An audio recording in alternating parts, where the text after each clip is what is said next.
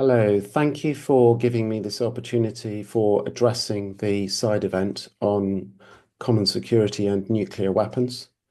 I think it's very important, and I will try to explain why.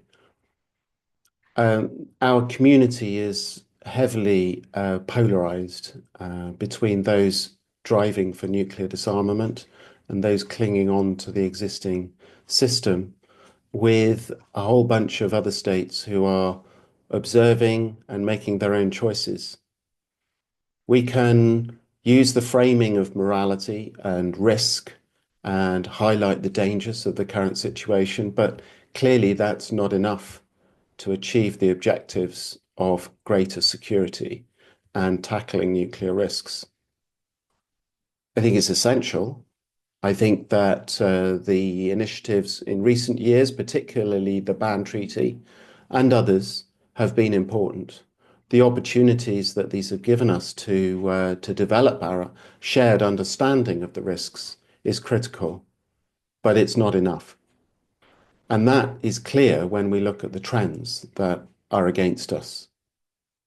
And I think those trends are driven by a demonization of each other, be it between states or between those for and against nuclear weapons. And that demonization justifies the aggression and the division of us versus them, the threat and the violence. We often see the other as malign, trapped in their own interests, willing to threaten everybody else. And that justifies a very strong fight reaction against them. Donald Tusk, Prime Minister of Poland, recently said, "We're facing a very serious race, and it is a race for security." Those of us around long enough to remember the last arms racing will recognize the irony of that statement. Danger feeds danger, and we mirror the other in our own response. And of course, that's not even accounting for the special interests, the defense industry, and others who deliberately manipulate the fear when they lobby for greater spend. We've got so far to the point where CIPRI this week has announced their assessment that the global defense spend has now reached $2.7 trillion.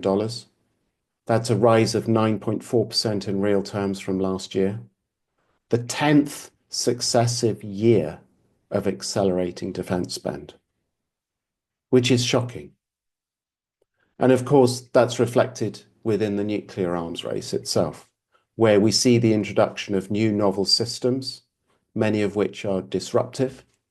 We see technologies, particularly artificial intelligence, but a whole host of others, with heavy investment in the attempt to try to break out and achieve dominance in the system. So whilst the language is about stability and nuclear deterrence, the investment suggests something else. We also see new countries looking to develop nuclear weapons, or at least debating it. We see developments of serious politicians in South Korea and Japan thinking about developing indigenous nuclear capabilities as their confidence in the US nuclear umbrella weakens. Similarly, in Europe, we see Ukraine and Poland debating about their own nuclear weapon capabilities. We see Iran and Saudi Arabia thinking about it in the Middle East as the Americans and the Israelis increase the pressure and escalate. And all of this is overshadowed currently by increasing escalation of tension between India and Pakistan, which could easily go nuclear at any moment. Now, morality and appeals to common interest are clearly insufficient. We need to be creating and articulating credible alternative directions. Now, during the Cold War, there was the debate between nuclear deterrence and disarmament, and we had some degree of success in creating arms control agreements bilaterally to contain the risk. But I think the arms control, traditional arms control, is not an appropriate response in today's world for a whole host of reasons, not least because there isn't the confidence in that traditional arms control, and arms control focused on quantities of nuclear arms is insufficient when it is the quality and the related technology that determines balances in a multipolar world.